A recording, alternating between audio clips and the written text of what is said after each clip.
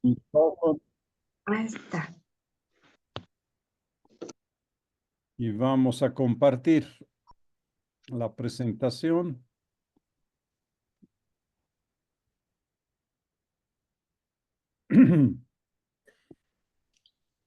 Aquí.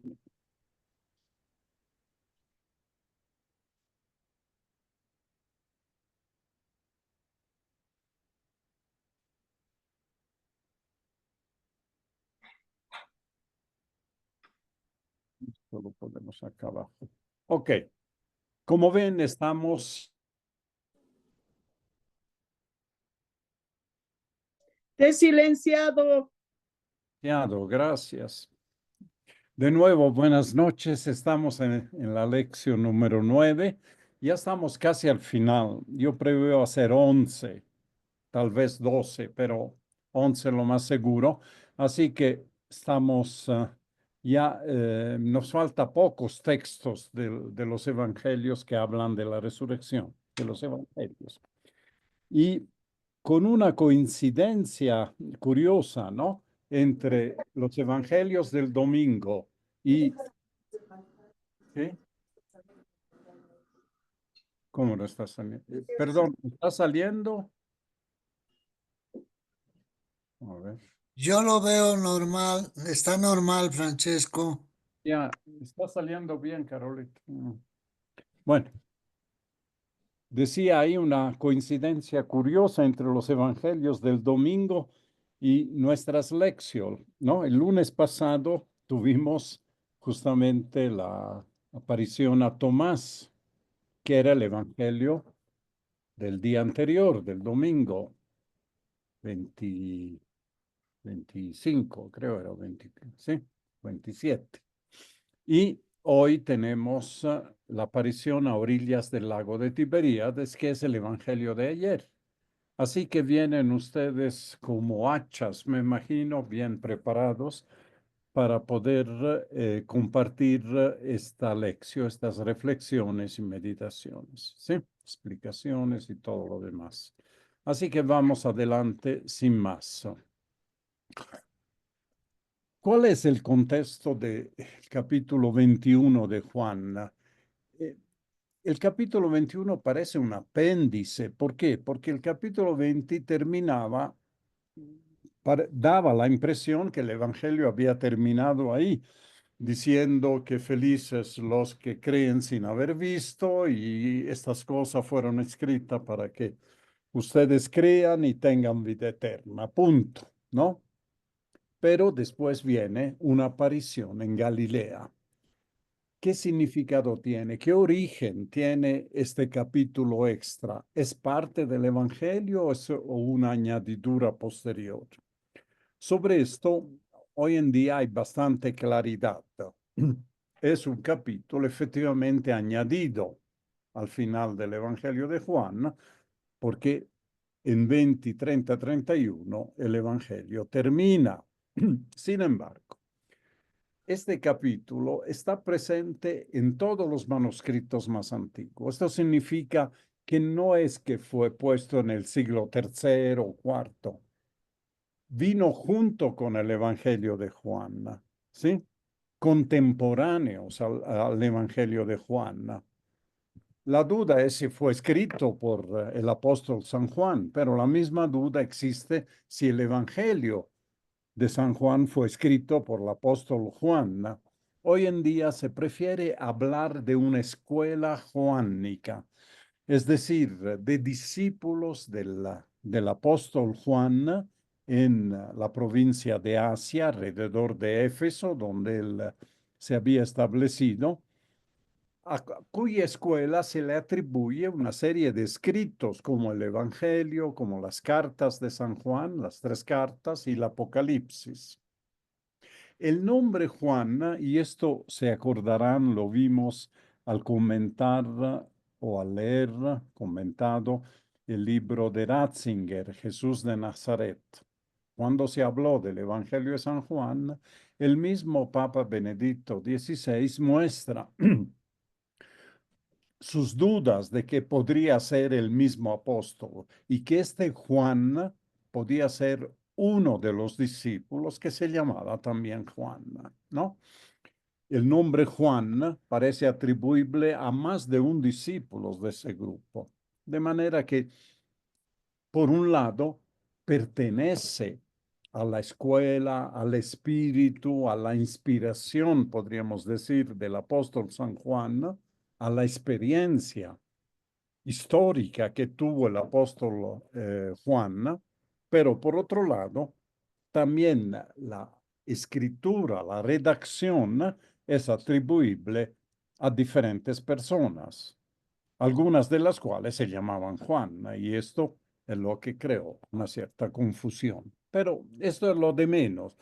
Siempre recordemos lo que dijimos en la primera lección. Los evangelios se basan en hechos históricos. Estos hechos después fueron interpretados para la catequesis y después elaborados a través de una teología, pero siempre al comienzo hay hechos. Este episodio a la orilla del lago es un hecho y que la manera como fue contado, la intención sobre todo por la cual fue escrita, nos hacen entender que cumple una finalidad. ¿Sí? ¿Cuál es esta finalidad? La finalidad, una vez más, porque siempre encontramos en los relatos ciertas finalidades que son catequésicas en general. En este caso es responder a las inquietudes de las primeras comunidades. No se olviden esta fractura que hubo entre la primera generación de cristianos que tenían a disposición, podemos decir, tenían como referencia a los que habían vivido, comido y predicado junto a Jesús. Y la segunda generación que ya no veían físicamente al resucitado y solo tenían que confiar en el testimonio de los otros para creer. El episodio de Tomás es justamente eso. Tomás no cree en el testimonio de los discípulos, de los demás, de sus compañeros. Tiene que ir Jesús para que empiece a creer. Y la respuesta, el mensaje, la enseñanza es felices los que creen sin haber visto.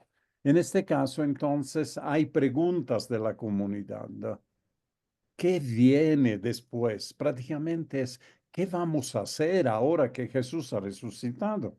Esperamos que Él vuelva, volverá pronto, volverá en unos meses, en unos años. Algunas comunidades creyeron que era inminente, incluso dejaron de preocuparse de las cosas materiales, de trabajar, de todo, pero lo que los evangelios nos transmiten que no es así. Hay un tiempo de espera hasta la segunda venida del Señor y esto es la finalidad de este capítulo. Entonces, cuando vemos el capítulo 21, tenemos que ver diferentes capas. Y esto no es la primera vez ni la única en que nos enfrentamos en los evangelios. Hay una capa histórica, una lectura histórica, que es la escena que se desarrolla a orilla del mar, la pesca milagrosa, el encuentro con Jesús, la comida con Jesús y después el diálogo aparte entre Jesús y Pedro. ¿Sí? Pero hay también, como les decía, una lectura simbólica que quiere dar un mensaje a las comunidades de final del siglo I y sacramental también. ¿Cuál es el significado de cada gesto, de cada palabra que se tiene? Dos imágenes de las dos escenas principales, Jesús comiendo con sus discípulos después de la pesca milagrosa y Jesús con Pedro, ¿no? Que se apartan para conversar.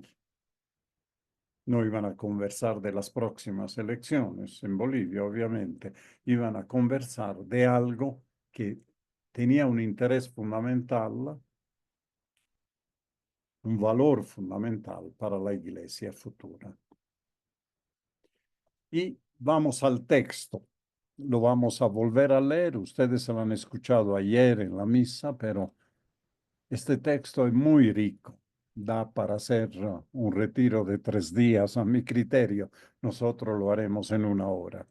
Después de esto, nuevamente se apareció Jesús a sus discípulos a la orilla del lago de Tiberíades o de Galilea, es el mismo. Y se hizo presente como sigue.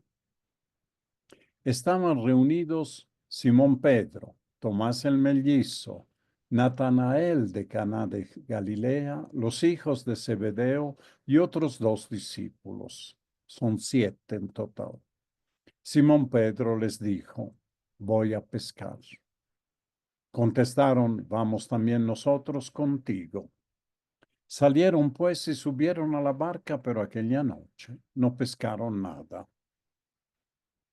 Al amanecer Jesús estaba parado en la orilla, pero los discípulos no sabían qué era él. Jesús les dijo, muchachos, ¿tienen algo que comer? Le contestaron, nada. Entonces Jesús les dijo, echen las redes a la derecha y encontrarán pesca. Echaron las redes y no tenían fuerzas para recogerla por la gran cantidad de peces. El discípulo de Jesús, al que Jesús amaba, dijo a Simón Pedro, es el Señor. Apenas Pedro oí decir que era el Señor, se puso la ropa, pues estaba sin nada, se echó al agua. Los otros discípulos llegaron con la barca, de hecho no estaban lejos, a unos 100 metros de la orilla, arrastraban la red llena de peces. Al bajar a tierra, encontraron fuego encendido, pescado sobre las brasas y pan. Jesús les dijo, traigan algunos de los pescados que acaban de sacar. Simón Pedro subió a la barca y sacó la red llena con 153 pescados grandes. Y no se rompió la red, a pesar de que hubiera tantos. Entonces Jesús les dijo, vengan a desayunar. Ninguno de los discípulos se atrevió a preguntarle quién era, pues sabían que era el Señor. Jesús se acercó, tomó el pan y se lo repartió. Lo mismo hizo con los pescados. Esta fue la tercera vez que Jesús se manifestó a sus discípulos después de resucitar de entre los muertos. Cuando terminaron de comer, Jesús dijo a Simón Pedro, Simón, hijo de Juan, ¿me amas más que estos? Contestó, sí, Señor, tú sabes que te quiero. Jesús le dijo, apacienta mis corderos. Le preguntó por segunda vez Simón, hijo de Juan, ¿me amas? Pedro volvió a contestar, sí, Señor, tú sabes que te quiero. Jesús le dijo, cuida de mis ovejas. Insistió Jesús por tercera vez, Simón, Pedro, hijo de Juan, ¿me quieres? Pedro se puso triste al ver que Jesús le preguntaba por tercera vez si lo quería y le contestó, Señor, tú lo sabes todo, tú sabes que te quiero. Entonces Jesús le dijo, apacienta mis ovejas. En verdad, cuando eras joven, tú mismo te ponías el cinturón e ibas a donde querías. Pero cuando llegues a viejo, abrirás los brazos y otro te amarrará la cintura y te llevará a donde no quieras. Jesús lo dijo para que Pedro comprendiera en qué forma iba a morir y dar gloria a Dios. Y añadió, sígueme. Pedro miró atrás y vio que lo seguía el discípulo al que Jesús amaba, el que en la cena se había inclinado sobre su pecho y le había preguntado, Señor, ¿quién es el que te va a entregar? Al verlo, Pedro preguntó a Jesús, ¿y qué va a ser de este? Jesús le contestó, si yo quiero que permanezca hasta mi vuelta, ¿a ti qué te importa? Tú sígueme. Por esta razón corrió entre los hermanos el rumor de que aquel discípulo no iba a morir, pero Jesús no dijo que no iba a morir, sino simplemente, si yo quiero que permanezca hasta mi vuelta, ¿a ti qué te importa? Este es el mismo discípulo que das testimonio de estas cosas y que las ha escrito aquí en nosotros sabemos que dice la verdad. Jesús hizo también otras muchas cosas. Si se escribieran una por una, creo que no habría lugar en el mundo para tantos libros. Hasta acá, entonces, el capítulo 21, un poco largo, 25 versículos. Hay una primera parte de este capítulo que es el reconocimiento de Jesús, donde Jesús se da a conocer, ¿verdad?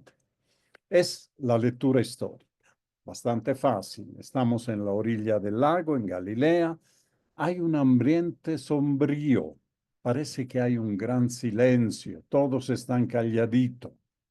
En el caso de Pedro y también de los demás, era el peso de la culpa. Saben que en el fondo, por más, ya saben que Jesús ha resucitado, pero le queda el remordimiento, le queda el escrúpulo, ¿no? De que lo habían traicionado a este, que era el Hijo de Dios, que era el Santo de Dios. Lo habían traicionado, lo habían abandonado. Son 7 de los 11. Veremos después el significado de 7. La iniciativa de Pedro que rompe el silencio, ¿no? Un ambiente sombrío que han vuelto de Jerusalén, saben que Jesús ha resucitado. ¿Qué vamos a hacer? Volvemos a lo que sabemos hacer, a pescar, ¿no? No hay todavía nada claro de cómo tenemos que avanzar. Y viene la pesca nocturna totalmente estéril, totalmente fallida. Es de noche y sabemos que noche, día, luz, tiniebla, en el Evangelio de Juan tienen un significado. Al amanecer Jesús se da a ver en medio de la niebla de la mañana. Hay como un turista que está caminando en la orilla, ¿no? Hay una película que se llama La Resurrección de Jesús que habla de un tribuno romano que decide investigar realmente qué ha pasado con el cuerpo de Jesús. Empieza a seguir a los discípulos, llega a Galilea y hay una escena muy bien lograda donde desde la barca se ve a alguien caminando en medio de la niebla en la orilla, ¿no? Pero no lo reconocen. Y este le dice a alguien que está buscando comida, parece, ¿han pescado algo? ¿Tienen algo de comer? Pero no, no han pescado nada. A veces de la orilla es más fácil ver los peces que desde la barca por el reflejo que tiene la luz sobre la superficie del agua. Entonces, desde lejos se puede ver un banco de peces, pero esto es simplemente una observación mundana, ¿no? Jesús le dice, echen de nuevo las redes, incluso a su derecha, ¿no? Los discípulos obedecen de mala gana. ¿Quién es ese turista que nos dice a nosotros, profesionales de la pesca, lo que debemos hacer? Pero el resultado es como en la pesca milagrosa de Lucas, ¿no? Del capítulo 5 de Lucas, donde se llena de peces. Pero esta vez Jesús no está en la barca. Veremos que esto es un signo, tiene un significado también después. De todas maneras, la pesca milagrosa es el signo que despierta la fe. Primero del discípulo que Jesús amaba, un discípulo que está en sintonía con Jesús. Es el mismo que, que creyó cuando vio el sudario doblado aparte en la tumba vacía. Y ahora a ver el signo de la pesca, no cree en una casualidad. Este es el Señor, dice. Solo Él puede hacer eso. ¿Sí? Su vida está orientada hacia Jesús y por eso, mediante la memoria de su palabra, y reconocen el signo, la presencia del Señor y se lo dice a Pedro. Pedro está preocupado de las redes que no se rompan posiblemente, no ve el signo, no entiende que no es una casualidad, pero le escucha al amigo y confía en él. Otra lección, ¿no? Confiar en el amigo. Inmediatamente se tira al agua para ir el maestro. Dice que estaba desnudo. En la pesca normalmente se quedaban solo con calzones, con algo que le cubría, ¿no? ¿Por qué? Porque la ropa con el agua se moja y estorba. Entonces no podía presentarse así delante del maestro, se pone una túnica, algo y se echa al agua con ropa. No, lo absurdo, normalmente para echarnos al agua nosotros nos quitamos la ropa, nos echamos, pero ahí era una manera de honrar al maestro. Y una vez en la orilla, cuando dice que se hablaba entre Jesús y la barca, es porque la barca estaba cerca a la orilla. Ya era de día, entonces estaban volviendo a la orilla y podían estar, según dice el Evangelio, a 200 codos, que son 100 metros. Entonces, desde 100 metros, en un ambiente de silencio, las voces se pueden captar, ¿verdad? Pero en la orilla Jesús ya ha preparado su comida. Encuentran que el maestro ha preparado un fuego, sobre el fuego están cociendo unos peces y el pan, y él dice, traigan también algo de lo que ustedes han pescado, y se especifica que eran 153 pescados. Y esto nos trae a la memoria, obviamente, la multiplicación de los panes y de los peces, ¿verdad? Uno de los episodios en Galilea, justamente.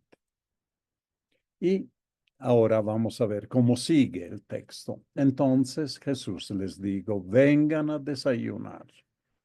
Ninguno de los discípulos se atrevió a preguntarle quién era, pues sabían que era el Señor. Un silencio embarazoso. ¿Para qué le iban a preguntar? Ahora creen que está ahí presente en medio de ellos. Y para mayor reconocimiento, Jesús hace los gestos eucarísticos. Jesús se acercó, estuvo en medio de ellos, tomó el pan, se lo repartió. No me preguntan de dónde sacó el pan, Jesús, de dónde sacó sus pescados. Recién cuando llegaron ya estaba listo esto, pero tomó el pan y se lo repartió. El gesto que lo identificaba claramente a Jesús, el mismo gesto que los discípulos de Maús reconocieron. Y lo mismo hizo con los pescados. Compartió la comida con ellos.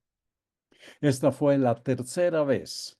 La primera en la noche de Pascua, la otra los 8 días con Tomás, y esta la tercera vez en el Evangelio de San Juan, por supuesto, que Jesús se manifestó a sus discípulos después de resucitar de entre los muertos. ¿Sí? No se parece todavía Jesús a su figura mortal, pero saben que es Él. Por eso nadie se atreve a preguntarle quién eres. No es la primera vez que le preguntan algo a Jesús, ¿no? Anoche veíamos con Carolita una entrevista al Papa Francisco, una de las últimas que hizo, llena de preguntas muy interesantes de Infobae. Está en YouTube, pueden encontrarla. Y era una serie de preguntas, una batería de preguntas. Jesús también fue entrevistado varias veces con preguntas al comienzo de su ministerio en la región del Jordán junto a Juan el Bautista. Le preguntan, ¿dónde vives, Rabí? ¿Dónde vives? Cuando la gente se pregunta, ¿quién es este hijo del hombre? No, cuando los discípulos, ¿no? Le pregunta, ¿quién es este hijo del hombre? En la última cena, Pedro le pregunta, ¿pero dónde vas? Dentro de poco me verán, ya no me verán, porque donde yo voy, ustedes no pueden. ¿Dónde vas? Y Pilato le pregunta, ¿de dónde eres? Nadie le ha preguntado quién eres, ¿no? Por eso no se atreven a preguntarle.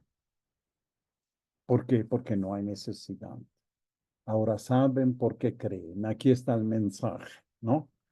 No hay que preguntarle. Creen que es el Señor por los signos que les ha mostrado, ¿sí? No es conocimiento. no lo toman como un objeto de conocimiento, no lo agarran, ¿no? Es simplemente un reconocimiento, es fe por la fe. Por eso repite los gestos eucarísticos, pero ya no en el contexto dramático de la última cena, sino en un contexto de victoria. Ese resucitado que repite los gestos eucarísticos. La Eucaristía no pertenece a la pasión, pertenece a la resurrección. Jesús precisa que es la tercera aparición de Jesús a sus discípulos, esto ya lo hemos. Los versículos que siguen, no hay necesidad que lo volvamos a leer, ¿no? Nos muestran una reconversión del pescador Simón, hijo de Juan, al pastor Simón Pedro. Reconducción de la fe, como pasó con Magdalena, que hubo una redirección de la mirada. Magdalena miraba hacia abajo, hacia la tumba vacía, mientras hablaba con el jardinero, según ellas. Y cuando le dice María, se da la vuelta y recién se cruzan las miradas. Rabuní, le dice, maestro divino, algo así. Y con los dos de Maús, la reconducción de la fe era un poco más compleja, porque como hemos interpretado, los dos se iban a la región de Maús, donde estaban puestas las esperanzas de una salvación, redención, liberación política de Israel, recordando las gestas de los macabeos. Por eso se van de Jerusalén y van hacia Maús. La reconducción de la fe es, gracias a la catequesis de Jesús y a su mostrarse en partir el pan, volver a Jerusalén, ya no esperar en esa liberación política, sino volver a Jerusalén para anunciar a los discípulos. Hemos visto al Señor, ¿no?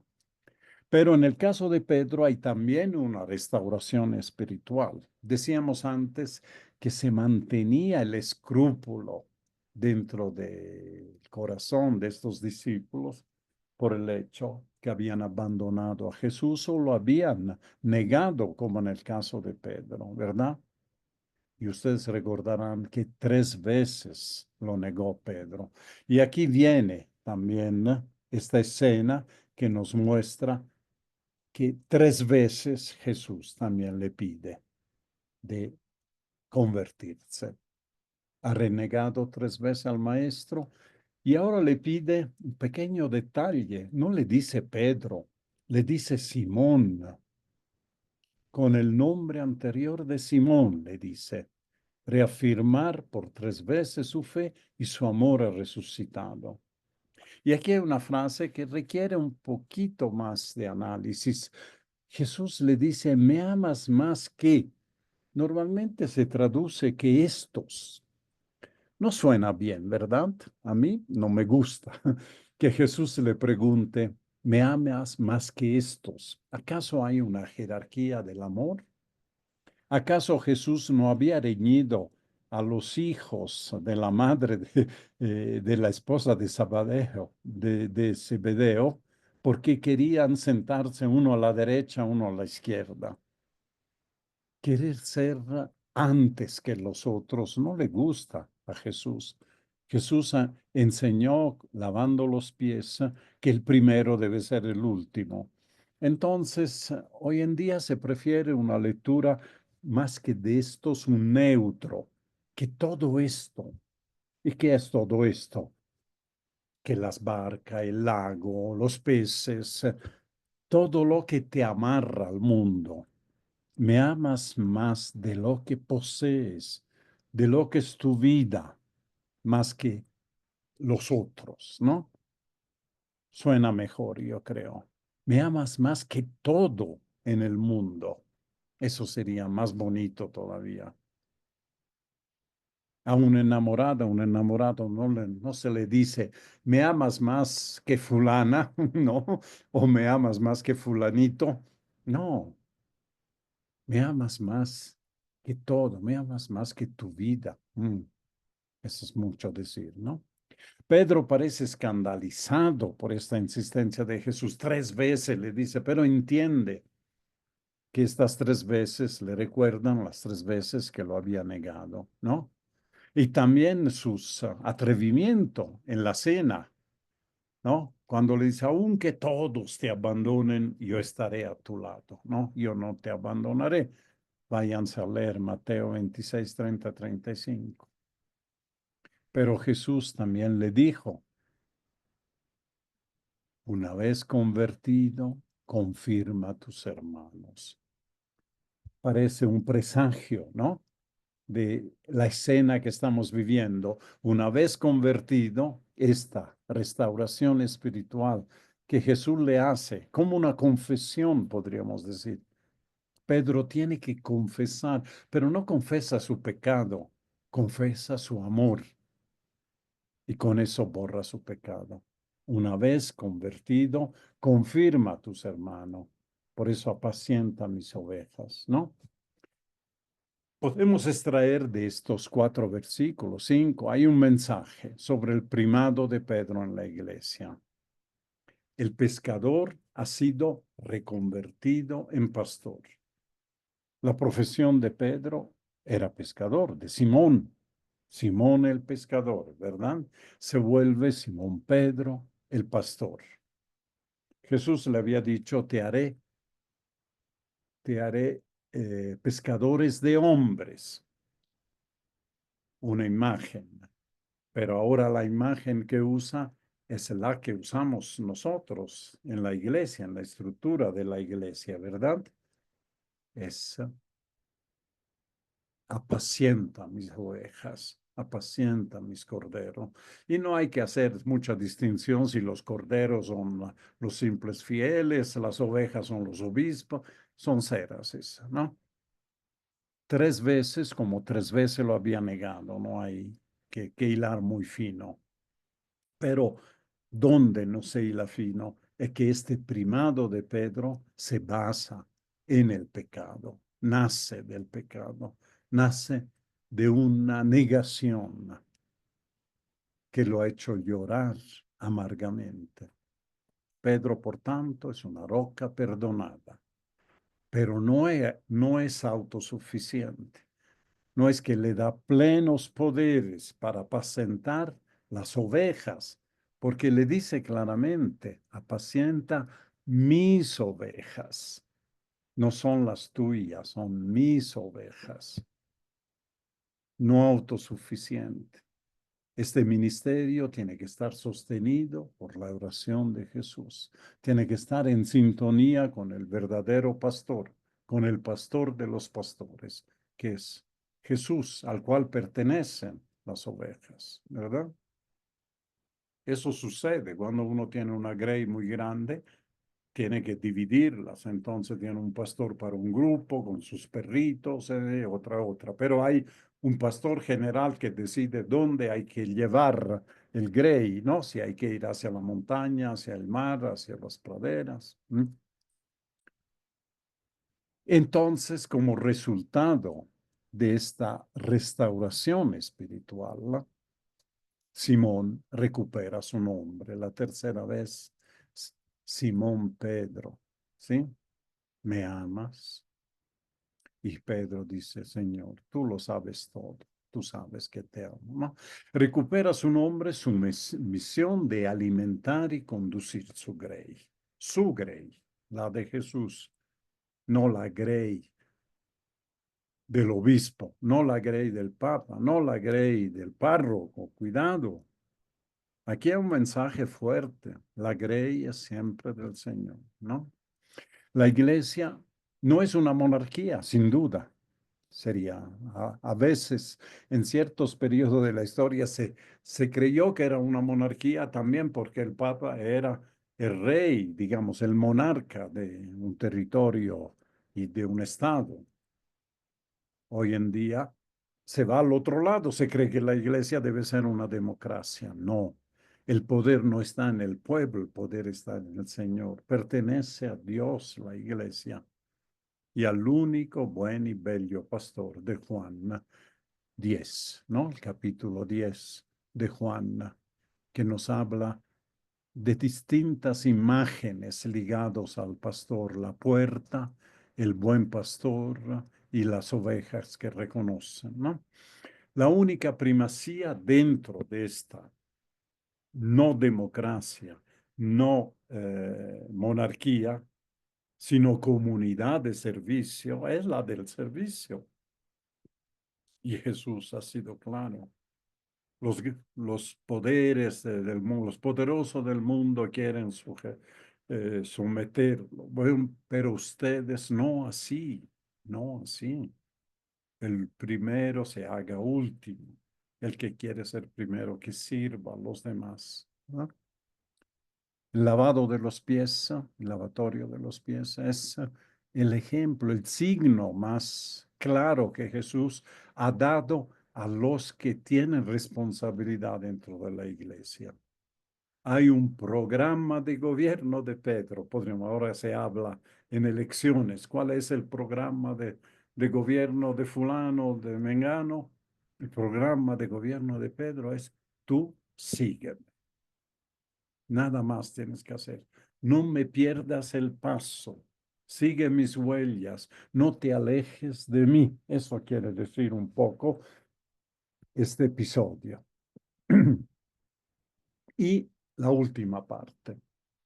Y el otro discípulo, el amado, hay también una parte donde Pedro se da la vuelta y ve al discípulo amado, ¿no? Entonces ahí este diálogo parece un poco osco, ¿no? Pedro que le dice: ¿y de él qué va a ser? Me has dicho que yo voy a seguir tu misma misión. Voy a predicar en todo el mundo y terminaré también martirizado. Eso está claro en las palabras. Pero a él, ¿qué le va a pasar? ¿Y por qué se preocupa Pedro? Porque es su amigo, ¿no? Porque siempre han estado juntos. Siempre se lo ve como una pareja, Pedro y Juan, Pedro y el discípulo que Jesús amaba tanto. Pedro quiere controlar todo, quiere controlar la suerte del discípulo amado. Pero las palabras de Jesús parecen redimensionar esta función pastoral de Pedro. ¿A ti qué te importa de él? Tú sígueme, le dice. Quiere decir que las ovejas confiadas a Pedro no le pertenecen ni siquiera en el plan de la amistad. Pertenecen siempre al pastor en jefe, que es Jesús. Si bien la pregunta de Pedro es una sana preocupación humana, todos lo hacemos así. Hoy estaba pensando en un amigo que tuve cuando yo tenía 17, 18 años, ¿no? Y pasaba las vacaciones con: ¿qué será de él? Me fui a buscar en Google para ver si aparecía, y encontrado su nombre, sabía su profesión, que era arquitecto, que vivía en la misma ciudad de donde lo había conocido. No hay otra referencia para poderle escribir, pero después al leer este evangelio me digo: pero ¿por qué me tengo que preocupar por él? El Señor se preocupa por él. ¿No será un morbo saber cómo está, qué le pasa? Por más estrecha que haya sido la amistad, ¿no?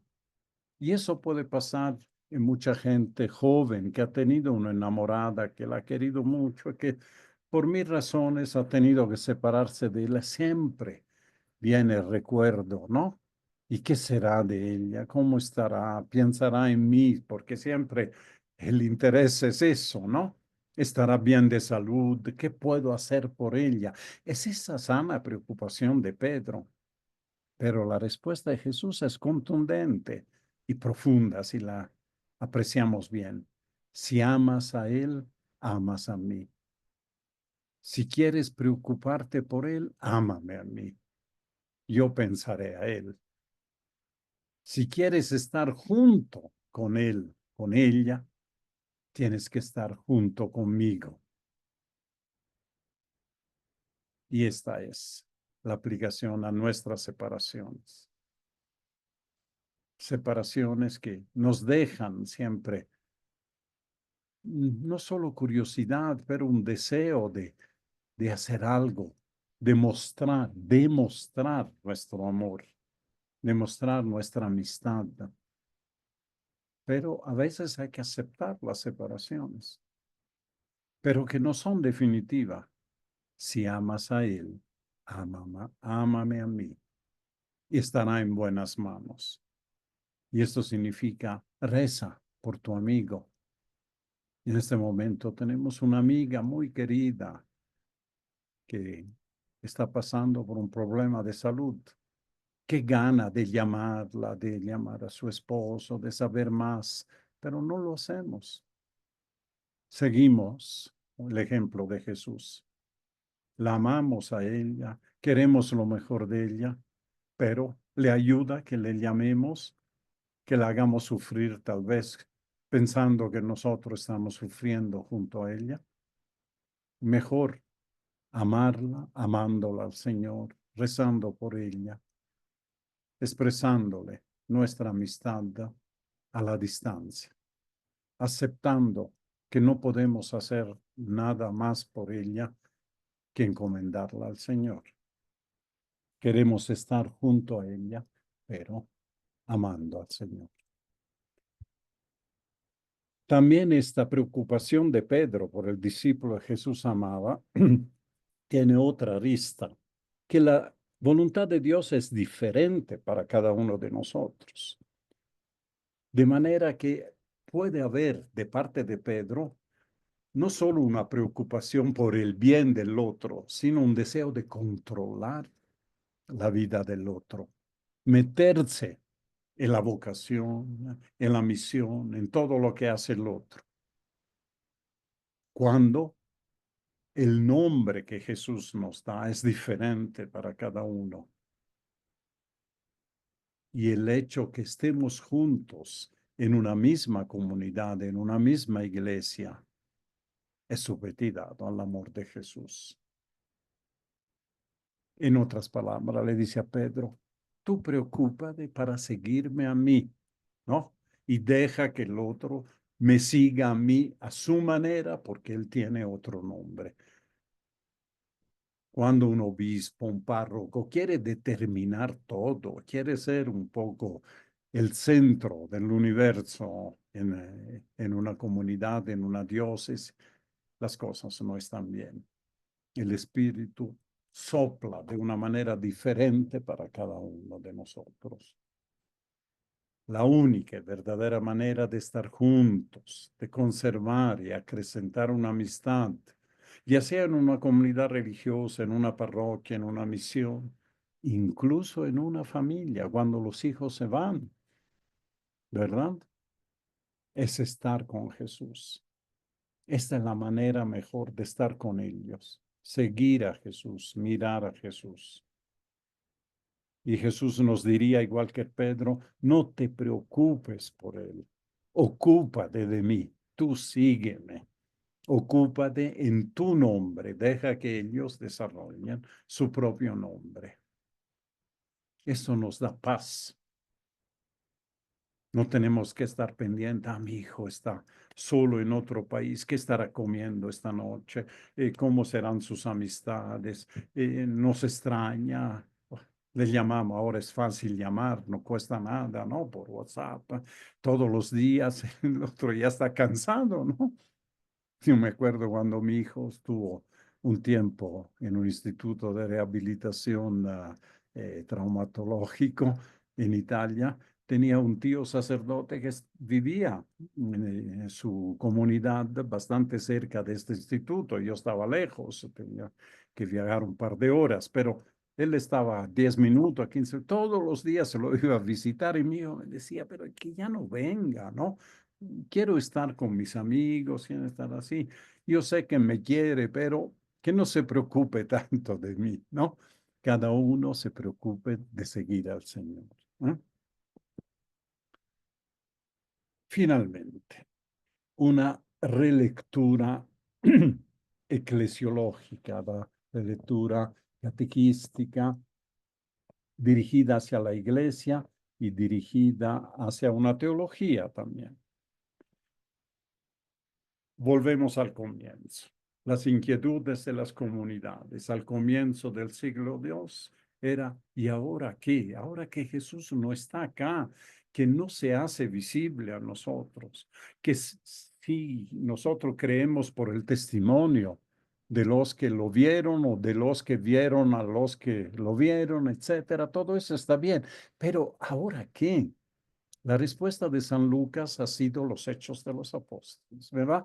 Contar cómo ha ido creciendo la comunidad, inicialmente en Jerusalén, después en Judea y después por todo el mundo a través del apóstol Pablo, básicamente, hasta los confines del imperio, de la tierra, digamos.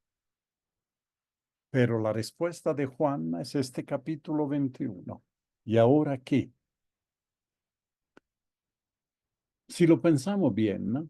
Los evangelios son la respuesta. ¿Y ahora qué? ¿Por qué? Porque los evangelios, parece una trivialidad, han sido escritos a partir de la resurrección. No es que la entrega del evangelio ha sido, no sé, como los capítulos de las telenovelas que nunca sabes qué va a pasar al capítulo siguiente. Uno puede estar 257 capítulos, ¿no? Pasando lo mismo, hasta que te cansen, ¿no? No, aquí ya el final es lo que condiciona el primer capítulo, como las películas que te muestran el final y a partir de eso van desarrollando todo lo demás. Si uno se da cuenta de eso, ya entiende mucho más lo que va pasando. Hay mucho de simbólico teológico en este capítulo 21. 7 discípulos, 7 la totalidad, lo completo, 7. En 7 días Dios hizo el mundo. Pero también son las 7 iglesias del Apocalipsis. No es casual que sean 7 iglesias en el Apocalipsis. Los que han hecho la lección del Apocalipsis recordarán, ¿no? Después otro signo, la noche y la aurora, ya la hemos explicado. De noche no se pesca nada, en la aurora, ¿no? Con la luz ya aparece Jesús y aparece la pesca. La indicación del Señor. Los pescadores saben pescar, saben que se pesca de noche, no de día, pero le hacen caso al Señor en las situaciones más difíciles, más increíbles, si seguimos al Señor, ¿no? Contracorriente incluso, si somos perseverantes, porque fue necesario estar toda la noche sin pescar nada para pescar en la mañana, porque si no estaban en la barca no hubiesen pescado nada. Así es la iglesia. Pasa por periodo de noche, pero no hay que dejar la barca, no hay que rendirse. Hay que esperar una señal del Señor, ser perseverantes. Jesús pide y da en abundancia. ¿Tienen algo de comer? No tenían. Y sin que hagan nada, le da en abundancia. Los grandes teólogos como Agustín y Tomás de Aquino hablaban entre gracia operante, la que opera a partir de Jesús, de lo que hace Jesús, y la cooperante, lo que nosotros hacemos, lo poco que hacemos. Jesús ya ha preparado la comida. ¿Cómo cooperamos? Sacamos un par de pescados de la red, ¿verdad? De nuestra red, de nuestra pesca. Pero la operante, la de Jesús, que hace el fuego, pone los pescados, pone el pan. Y aquí viene otra vez el discurso sobre los roles en la iglesia. Hay una jerarquía temporal y hay una comunidad de bautizados que espera la parucía y que se va a quedar, como dijo Jesús a Pedro, hasta que yo vuelva. Y si yo quiero que se quede hasta que yo vuelva, claro que se va a quedar esa comunidad. Es la iglesia que se va a quedar en la espera de la parucía. La jerarquía temporal en la que maneja coyunturalmente. Estamos, los cardenales y el Espíritu Santo están para elegir un nuevo papa, pero eso es temporal, tendrá 10, 20 años, ¿verdad? En que gobernará la iglesia, pero queda la comunidad, queda la espera de la segunda venida de Jesús, la parucía, cada uno con sus roles. La jerarquía temporal tiene que cuidar, alimentar a los que esperan en la parucía. La misión de Pedro es universal, pero hay una misión también de los simples fieles, que es decirle a Pedro, reconocer los signos, hacerle llegar. Por eso tiene mucho sentido la sinodalidad. Es esta gracia operante, gracia cooperante. Lo que hace el Espíritu y lo que hacemos nosotros, los obispos, el Papa y los simples fieles, para hacer avanzar, construir el reino de Dios. Pueden leer conmigo: Padre de bondad, te pedimos por el Papa. No tenemos el nombre todavía. A quien tú eliges como sucesor de Pedro y pastor de tu iglesia para que te siga. Cuida su salud, ilumina su inteligencia, fortalece su espíritu, defiéndelo de las calumnias y de la maldad. Concédele valor y amor a tu pueblo para que sirva con fidelidad a toda la iglesia. Que tu misericordia le protege, le conforte. Que el testimonio de tus fieles le anime en su misión. Que todos nos mantengamos en comunión con Él por el vínculo de la paz, el amor y la paz. El vínculo de la unidad, del amor y la paz. Concédenos la gracia de amar, vivir y propagar con fidelidad sus enseñanzas. Que encuentre en María el ejemplo perfecto de tu amor. Tú que vives y reinas con el Padre y el Espíritu Santo, por los siglos de los siglos. Amén. Ojalá el próximo lunes, en nuestra 10ª lección de la resurrección, tengamos ya el nombre del nuevo Papa. Sea quien sea, es importante, pero no es fundamental, porque somos grey del Señor, ¿verdad? Y un simple pensamiento, porque hay mucho carne, ¿no? Que hemos puesto al fuego con esta lectura. Reflexionemos y apliquemos. El tiempo de ver al Señor llega. El tiempo de ver al Señor. Todos queríamos ver el Señor. Ya el salmista, ¿cuándo veré el rostro de Dios? El tiempo de ver al Señor también para nosotros llega, si se tiene la paciencia de esperar y de desear la aurora. Un pensamiento que le voy a dejar junto con la sugerencia del canto, que no puede ser otro que pescador de hombres, donde se habla de un nombre, de llamarnos por nombre. Me has mirado a los ojos, has dicho mi nombre, que no es necesariamente el de registro civil. Es un nombre que vamos descubriendo poco a poco en nuestra vida y que tal vez en el último instante lo entenderemos completamente. Has dicho mi nombre, en la arena he dejado mi barca, me he reconvertido, ¿no? Junto a ti buscaré otro mar, en un misionero. Conocen esta canción, aquí la pueden escuchar haciendo un clic en esto. No le doy mayores tareas por esta vez, aquí nos quedamos porque era bastante larga y vamos a dejar de compartir.